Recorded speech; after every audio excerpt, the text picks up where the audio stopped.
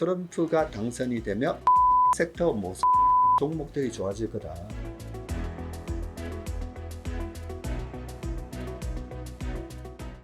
우선 뉴욕으로 가보죠. 네. 뉴욕 증시 금리 인하 기대감이 계속 등장했었지만 금리 인하 시기가 또 계속 지연되면서 그에 대한 노이즈도 끼고 있어요. 뉴욕장 전망 어떻게 하십니까?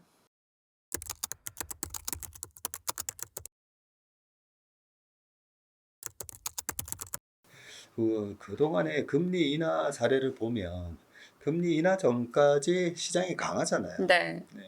그래서 금리 인하가 연기될 때마다 시장은 출렁거렸지만 오히려 금리 인하가 연기되는 게 나쁜 게 아니다. 네. 네, 그런 거를 우리가 알고 있어야 되고요. 근데 금리 인하가 안 되다 보니까 뭐가 우리를 두렵게 만드냐면 환율이죠. 환율이 1380원, 1390원 하니까 우리가 이 IMF도 겪어봤고 2008년 금융위기 때 1560원까지도 올라갔고 위기 때마다 환율이 올라갔었기 때문에 야 지금 이거 위기 상황 아니야? 환율 1390원인데 지금 주식하는 게 맞냐? 그런 두려움을 갖기 때문에 주식 투자하는데 항상 좀 불안하셨을 건데 지금 보시면 미국의 실업률이 네. 이제 4%잖아요. 그래서 그 전에 있었던 정말 주식시장이 붕괴됐었던 그런 위기 상황에서는 반드시 미국의 실업률이 급등을 했었죠.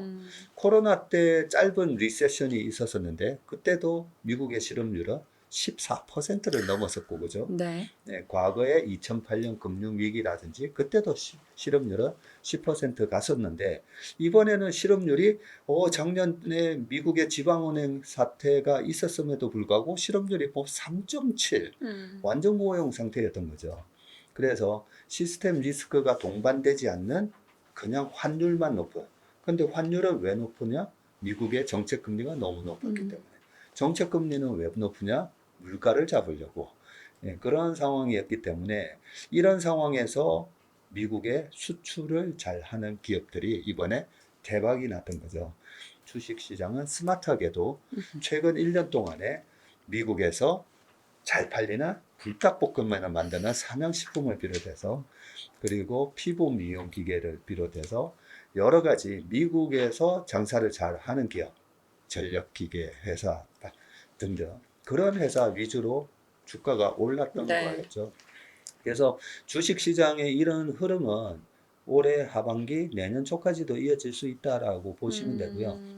단지 그렇게 기다렸던 9월에 금리 인하가 시작이 되면 그러면 어떻게 해야 되지? 도망 나가야 되는 거 아닌가? 왜냐하면 2000년 닷컴 버블이 깨졌을 때도 첫 금리 인하할 때가 탈출 신호였었잖아요. 그리고 2007년 말에도 첫 금리 인하가 시작됐을 때가 탈출 신호였었죠. 그 기억 때문에 야 금리 인하하면 오히려 도망 나와야 되는 거 아닌가 이렇게 생각들도 많이 하시는데 그 이후에도 첫 금리 인하를 하고 주가가 오히려 올랐었던 경우가 바로 2019년이잖아요. 2019년에는 2018년 말까지 페드가 9번의 금리 인상을 하면서 물가를 잡겠다고 했었는데 그때 경기가 2019년도에 슬로우해지면서 그때도 ISM 제조 PMI, 서비스 PMI가 50이 안 됐었거든요. 네, 그런 상황에서 10년물 국채금리가 먼저 빠지고 나중에 페드가 금리 인하를 하는데 처음 2019년도에 첫 금리 인하 때는 야 이거 도망 나와야 되는 거 아닌가 해서 시장이 오히려 금리 인하와 함께 출렁거려요. 출렁거리는데 뭐야 경제가 괜찮네. 네, 기업 실적도 나쁘지 않네. 근데 사실 2019년에는요 S&P 500의 EPS 증가율이 1%였어요. 네. 그거 보면 2019년도에 경기가 나쁘지만 않아도 금리 인하 이후에 경기가 나쁘지만 않아도 주가가 다시 치고 올라갔었죠. 그래서 2019년에 세 번의 금리 인하가 하반기에 있었거든요. 이번에 지금 9월 달부터 금리 인하하면 잘하면 세 번 할 수 있다, 두 번 할 수 있다 이랬잖아요. 이때 우리가 어떻게 대응할 건지에 대한 대응 전략을 잘 가지고 있어야 되는데 2019년 하반기 생각하시면 될 것 같아요.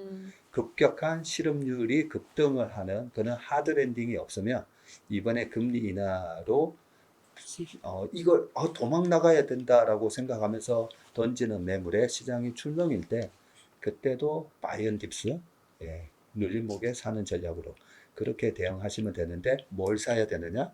예, 여전히 수출을 잘해서 실적을 잘 내는 기업을 사야 되고 일반 사람들이 돈을 벌기 가장 쉬운 장세는 금융 장세입니다.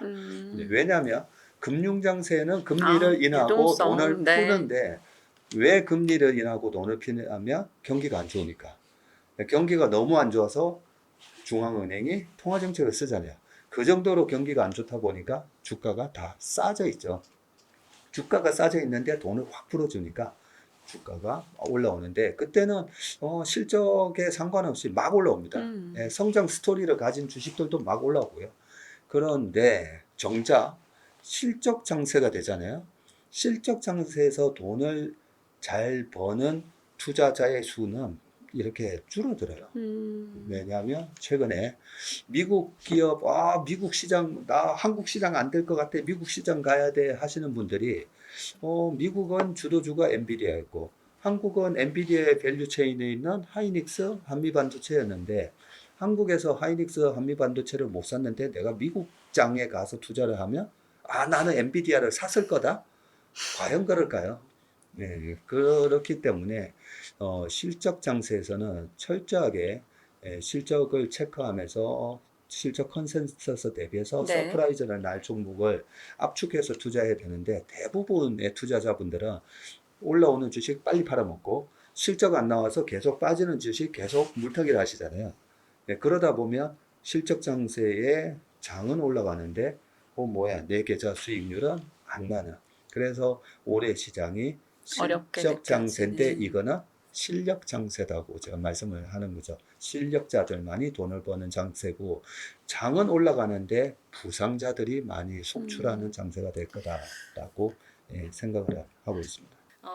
사실 뭐 전반적인 한 해 뭐 전망을 이렇게 좀 받아봤는데 저희가 2019년도 때랑 조금 사뭇 다른 하나의 변수가 있지 않습니까? 올해는 저희 미국 대선 또 트럼프 당선 가능성 또 첫 TV 대선 토론 이후 불거지면서 시장에선 또 여러 가지 그와 관련한 전망들을 쏟아내고 있습니다. 아직까지 뭐 2차 대선 토론도 9월에 있음에도 불구하고 지금 시장은 마치 트럼프의 당선을 기정사실화하는 분위기이기도 한데요.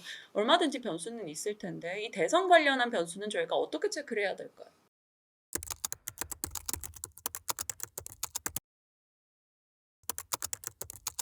네, 굉장히 중요한 질문인데요.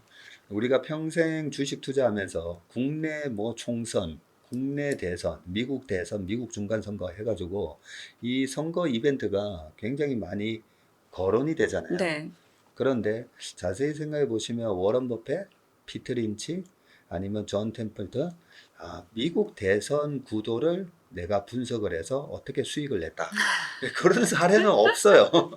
네, 없으니까 대선을 앞두고 보면 항상 트럼프 수혜주, 바이든 수혜주, 뭐 이런 식으로 또 나올 거 건데 그거 믿지 마세요. 네, 믿지 마시고 한 예로 들면 2020년 전에 트럼프가 2016년에 당선됐었잖아요. 네.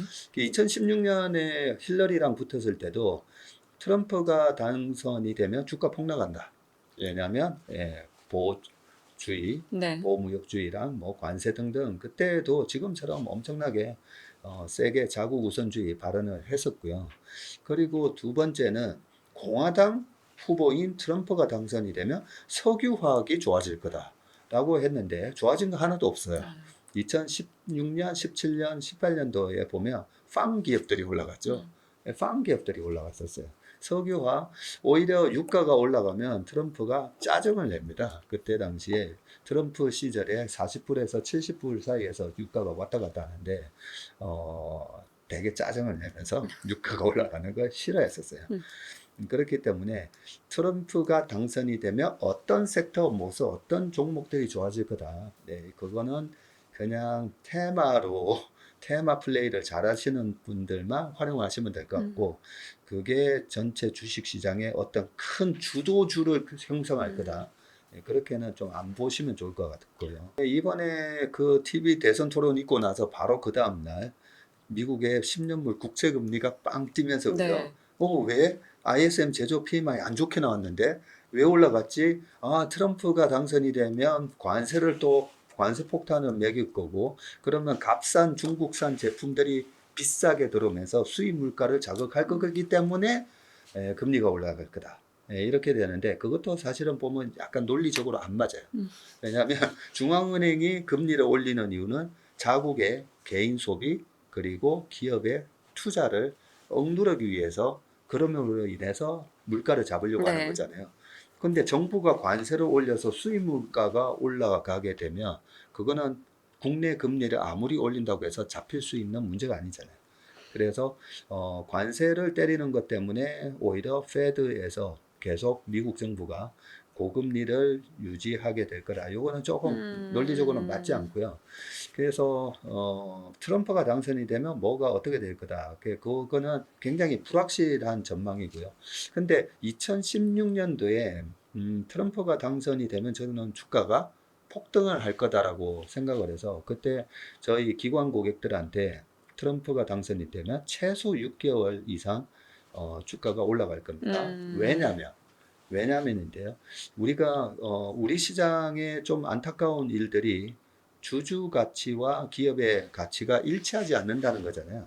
그 부분을 모르다 보니까 기업의 성장성만 보고 투자를 했다가 이 주주 가치를 훼손하는 어떤 행위들이 나왔을 때 뒤통수 맞는 듯한 그런 피해를 많이 보셨는데 그 주주 가치에 있어서 이 법인세라든지 소득세가 의미하는 바를 아셔야 되는데 그때 트럼프가 2016년도 대선에서 미국의 법인세가 34%인데 이걸 갖다가 18%까지 낮춘다라고 공약을 했었어요. 그래서 저는 그걸 보면서 기업이 생산을 하고 그걸 판매를 해서 거기서 이윤을 얻잖아요. 그러면 그 이윤을 얻은 게 결국은 주주 몫인 거거든요. 근데 그 이윤에서 세금을 100% 때린다고 한번 가정을 해보세요. 그럼 주주한테 남는 몫이 없어요. 네. 그렇죠?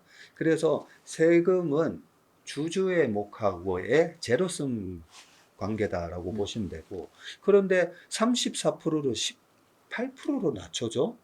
야, 그러면 이거는 16%의 순이익의 16%를 주주한테 주는 거예요. 그래서 저는 야, 이거는 무조건 주가 폭등이다. 그런데 사람들은 야, 보호무역주의 때문에 이게 시장이 망가지는가 하는가에 대한 지나친 걱정 때문에 그때 실제로 트럼프가 당선이 됐을 때 주가가 지수가 급락을 했었어요. 급락했다가 나중에 회복을 하는데 그런 측면에서 법인세와 관련된 어떤 공약은 주주 가치에 직접적으로 영향을 주기 때문에 시장을 영향을 주는 거지만 너무 보호무역주의가 시장을 망가뜨릴 거다, 금리를 인상시키는 요인이 될 거다, 그런 부분에 대한 논리는 그렇게 맞지 않을 수 있다라고 생각하시면 좋을 것 같습니다.